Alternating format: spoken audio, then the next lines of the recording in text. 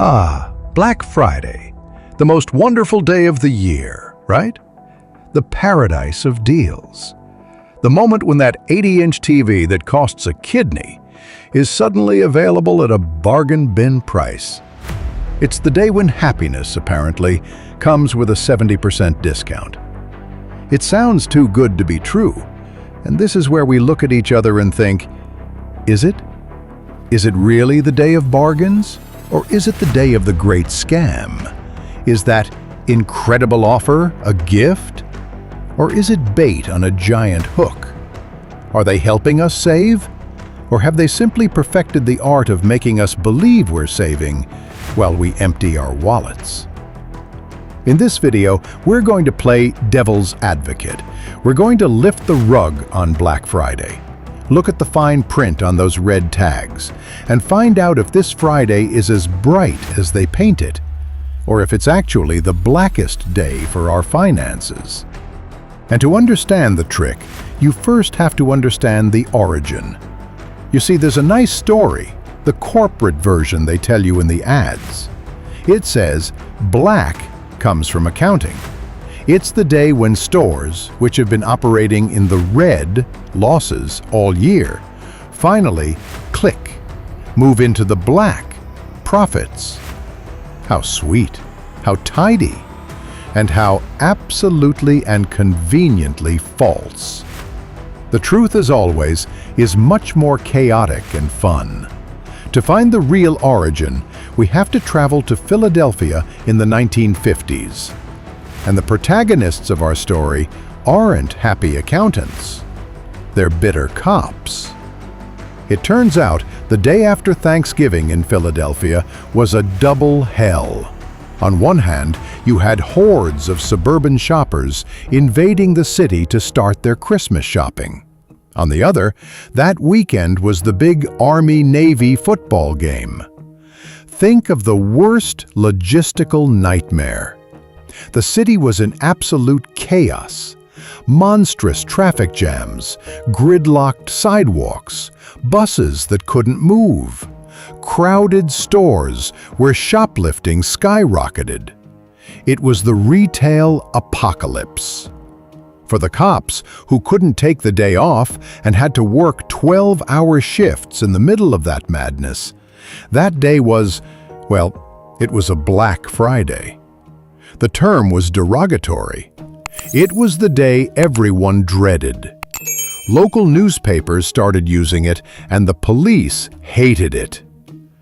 The merchants of Philadelphia hated it even more. Can you imagine trying to sell your products on Locust Plague Day? It doesn't sound very festive.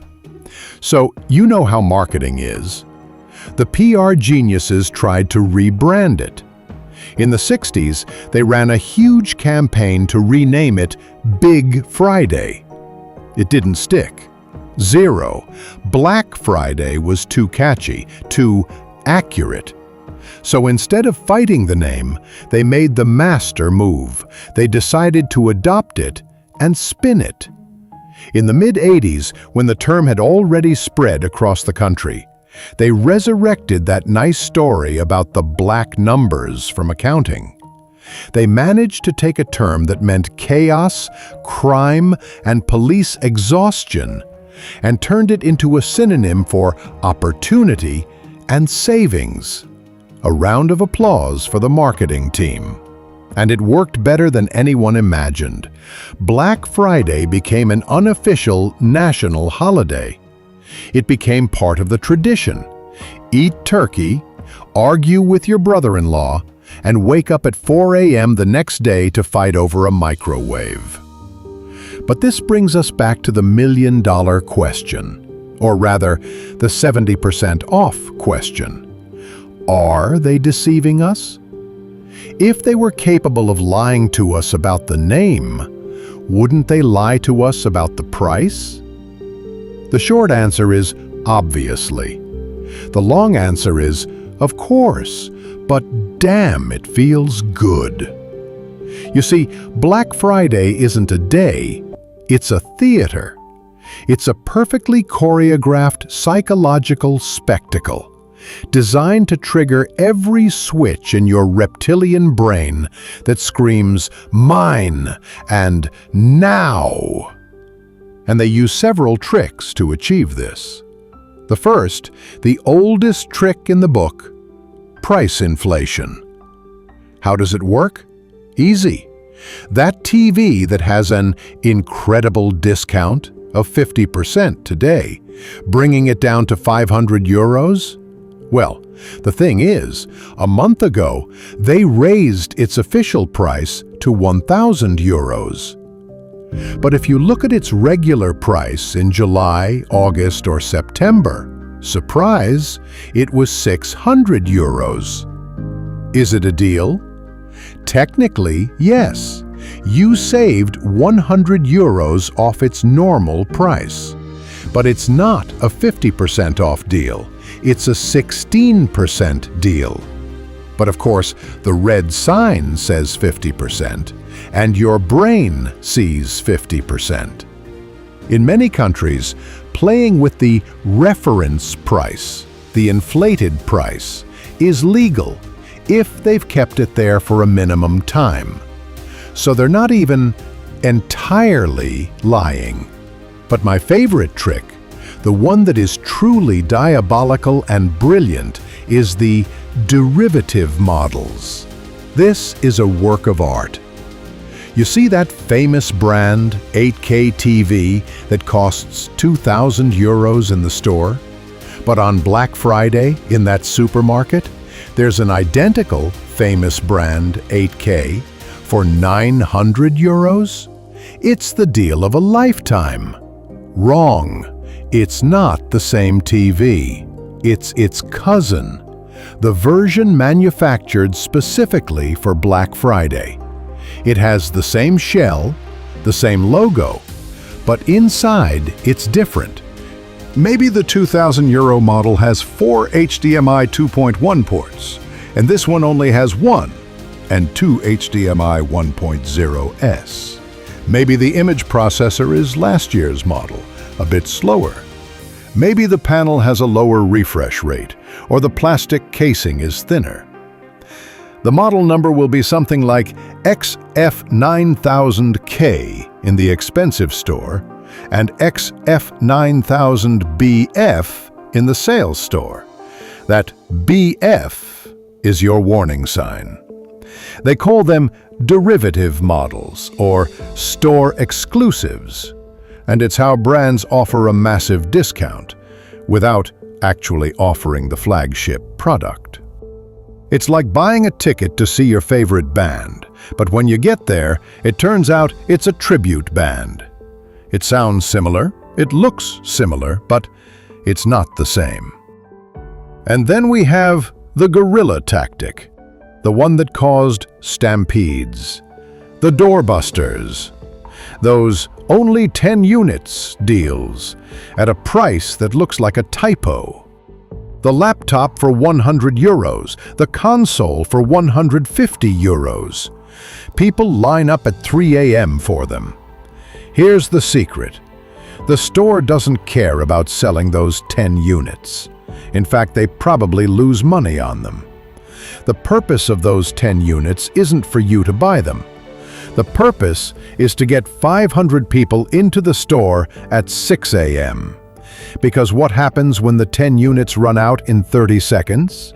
Which is how long it takes the first 10 people in line. Do the other 490 people go home? No. They've already woken up. They've driven. They've waited in line. Their adrenaline is pumping. They are already in shopping mode. So they say, well, since I'm here, I'll go look at that blender that's 30% off. And that blender does have a profit margin. The doorbusters aren't the product, they're the bait. You are the product. And this is combined with the scarcity effect. Today only. Offer valid until midnight. Only 3 left in stock. Our brain is wired to react to scarcity. If something is about to run out, we want it more. It's a survival mechanism from the African savanna, but applied to Bluetooth headphones. Black Friday is a day of massive artificial scarcity. They force you to make a quick purchase decision with no time to compare, no time to reflect if you really need a 10th pair of sneakers. If you don't buy it now, you lose the opportunity. And we hate losing opportunities more than we love making good decisions. So, are they deceiving us? Let's just say they play with the boundaries of the truth. They don't put a gun to your head, but they sit you down at a poker table where they've dealt the cards. They know your hand, and the deck is probably marked. And yet, sometimes, just sometimes, in between the derivative models and the inflated prices, there is a real deal, a gem, a product from last year they want to liquidate, a genuine discount. And it's the possibility of finding that gem that makes us come back every year, credit card in hand, ready for battle. And when I say battle, I'm not speaking figuratively, because this is where the term black takes on its most literal and dark meaning. Black Friday isn't just traffic chaos like in Philadelphia. It became human chaos. As the deals became more aggressive, so did the shoppers. In 2008, a case went global. A Walmart employee in Long Island, New York, was literally trampled to death by a stampede of shoppers at 5 a.m. The crowd broke through the glass doors, and in their frenzy to get in, the man suffocated. The shoppers kept shopping. They stepped right over him. It sounds like a zombie movie, right? But it happened, and it wasn't an isolated case. There is a website called the Black Friday Death Count, which documents the injuries and fatalities directly related to that day's shopping. Fistfights over towels, shootings in parking lots over a parking space, people using pepper spray on other shoppers to get to a video game console. The dream of black numbers had become a nightmare of black eyes. The chaos was such that the stores themselves got scared. What's the point of a great sale if you end up with multi-million-dollar negligence lawsuits? And while people were slaughtering each other in the aisles for televisions, a quiet, elegant, and much more civilized alternative emerged. Ladies and gentlemen, please welcome the smart sibling of the family, Cyber Monday. If Black Friday was brute force, Cyber Monday was intelligence. The term was coined in 2005 by the National Retail Federation in the US. They noticed a curious pattern. On the Monday after Thanksgiving, online sales skyrocketed. Why? Because people were back at the office. And in 2005, your office internet connection was probably 100 times faster than your one at home, if you even had one. So people would arrive on Monday, get a coffee, say hi to their boss, and as soon as they sat down, they'd open their browser to buy everything they weren't willing to take an elbow to the ribs for on Friday. It was perfect. No lines, no stampedes, no risk of death. Just you, your boss's computer, and your credit card. Online retailers saw the play and turned it into their own event. Don't worry if you missed Black Friday. Cyber Monday has different deals. Although, let's be honest, they were often the same. And this changed everything. Black Friday had left the physical store. It had gotten into your pocket. And once something is on the internet, it no longer has borders. And this is where the story goes global. Black Friday was intrinsically linked to Thanksgiving. It was the day after. It was an American holiday. How on earth do you export that to countries that don't know what stuffed turkey is and don't care about American football? Easy. You remove the turkey part and just leave the discount part. In the United Kingdom, Amazon introduced it in 2010. At first, the Brits, very polite, didn't understand why they suddenly had to go crazy in November. But by 2014, the madness was unleashed. We saw images identical to those in the US. Fights in Asda supermarkets, owned by Walmart, by the way, see the connection? Over televisions. The police had to intervene. Black Friday had successfully crossed the pond. In France, they called it Le Black Friday. Very original.